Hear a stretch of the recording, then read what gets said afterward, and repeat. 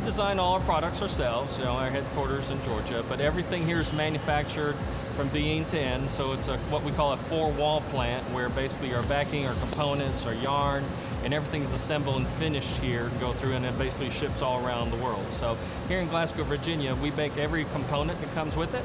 We put them together, we tuft them, and we back them, and basically we ship them around the world. When you think about, most of the commercial carpet is installed at your larger metropolitan areas. So in order to install broadloom carpet, for example, say in a very tall 30-story building, they have to put a crane on the roof, they have to take out the windows, raise the carpet, stop traffic, raise the carpet from the street, in through the windows, remove all the furniture to do the installation. With carpet tiles, which we manufacture in two predominant sizes, 24 by 24 inches and 12 by 36 inches, you're able to just take the pallet of carpet tiles, use the service elevator to go up to the appropriate floor, and then once there, you don't even have to remove the furniture. They have lift kits, so they can do the whole installation with minimal disruption to our customer. So in this plant in Virginia, we make 95% of our carpet tile that goes around the world. It's distributed in 160 different countries and just makes a great product. And we have different versions of it, but basically what you see in workplace, hotels, any office environment, or even schools, you'll see our products out of this facility in Glasgow. So what goes into making the world's most sought-after commercial carpet? The main process is called tufting. But before the tufting begins, you first must have yarn, nylon yarn, and for this mill, you need plenty of it. Let's follow the process of the undyed yarn. First, it is loaded onto a creel. A creel is a frame with numerous arms or skewers that holds the spools of thread or yarn, lining them up for the next stage in the production process. From there, the yarn is run through a dye applicator that sprays the color onto the yarn.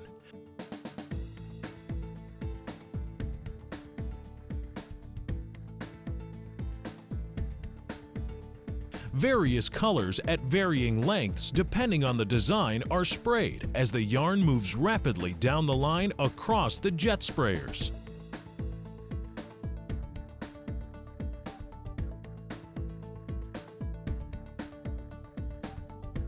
The dyed yarn is coiled and then heated under pressure to set the dye.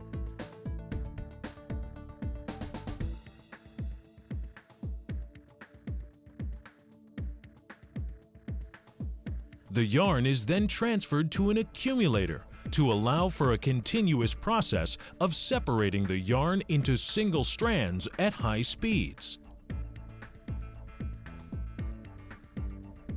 The separated strands are then wound onto cones, which, when completed, are doffed out and stored until they are needed for tufting. Some yarns, depending on the design of the final product, are twisted. Here, two strands are made into one.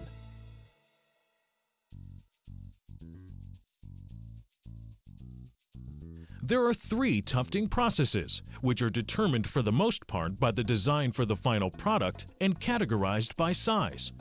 A creel, which is the smallest unit, a mini beam, and a large beam.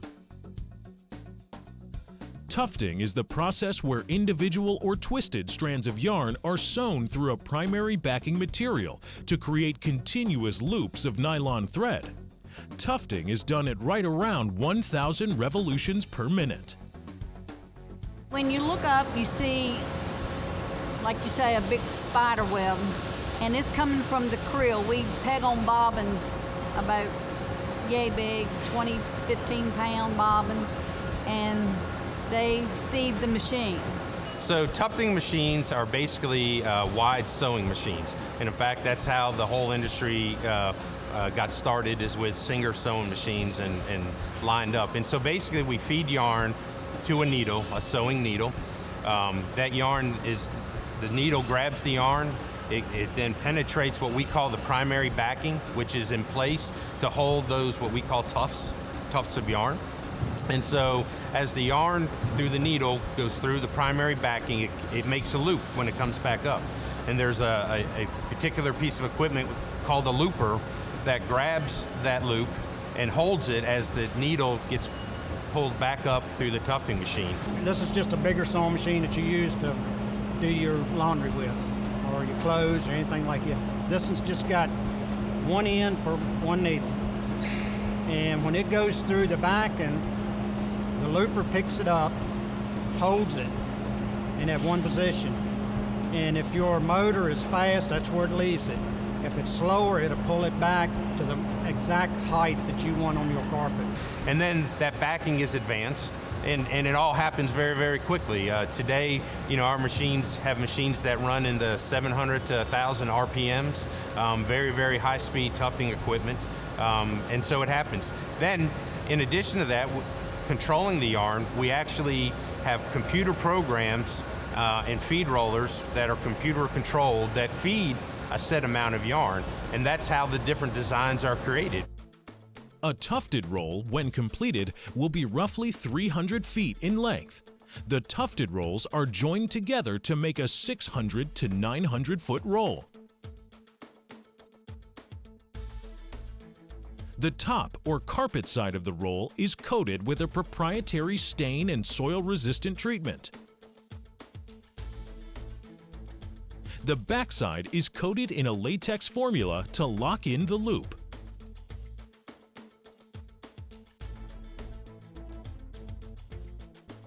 The now nearly completed carpet is dried in a large industrial natural gas oven.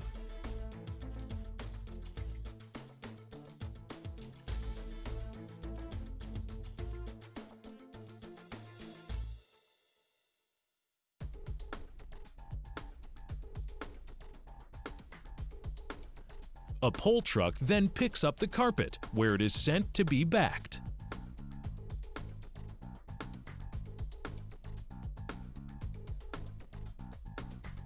Two backing methods are available: the ICT, a PVC-based plastisol backing, and the NXT, a PVC-free extruded backing. The pre-coat that we refer to, it holds the tufts in place. It does probably 80–85% of the work. The backings kind of finish off the other 15% to hold it in place so that it doesn't come apart on the floor. The other thing that's important for carpet tiles is dimensional stability. So the two backing layers, in conjunction with the fiberglass reinforcing scrim that's between those two layers, work together to make a stable carpet tile that won't shrink and won't curl when it's installed on the floor. For the plastisol backing, two coats are applied with a fiberglass scrim sandwiched between the two layers. The carpet with its backing is then fused in ovens.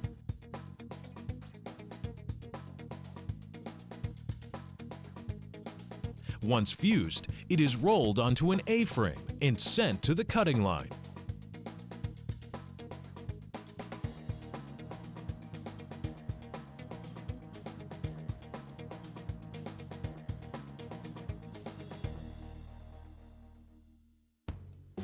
The NXT extruded method for backing is very similar to the plastisol method. For the NXT backing, thermoplastic polymer pellets are fed into extruders. So we bring in compounded pellets to this facility, and those pellets are a blend of different plastics and fillers. So we feed those to our extruders, and in those extruders, the pellets are melted and conveyed down along the extruders. When they exit the extruders, they exit in the form of approximately a 6-foot wide sheet of molten plastic that we then laminate in two different layers to the pre-coated carpet. The thermopolymer NXT backing is applied with a fiberglass sheet sandwiched between the two coats. It is then cooled and sent for cutting and packing. The now finished 6-foot wide carpet is fed into a die press, which stamps out, with every rotation of the press, 6 24 by 24 inch tiles.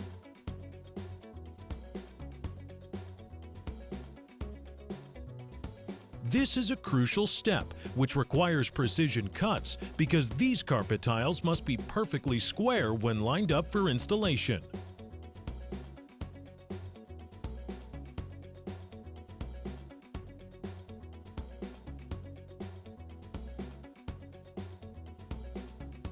The tiles are then sent down the line for a final visual inspection.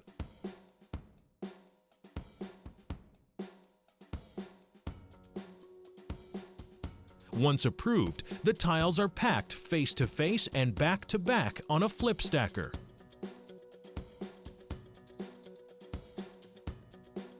The tiles are boxed, shrink wrapped, and labeled.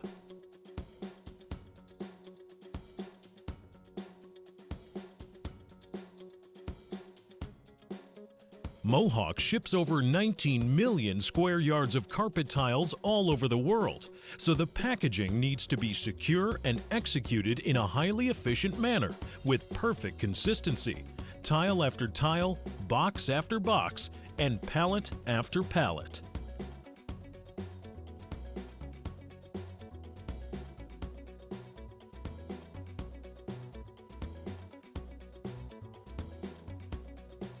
Once packed, a robotic arm stacks them onto a pallet, where they are transported to the warehouse ready to be shipped.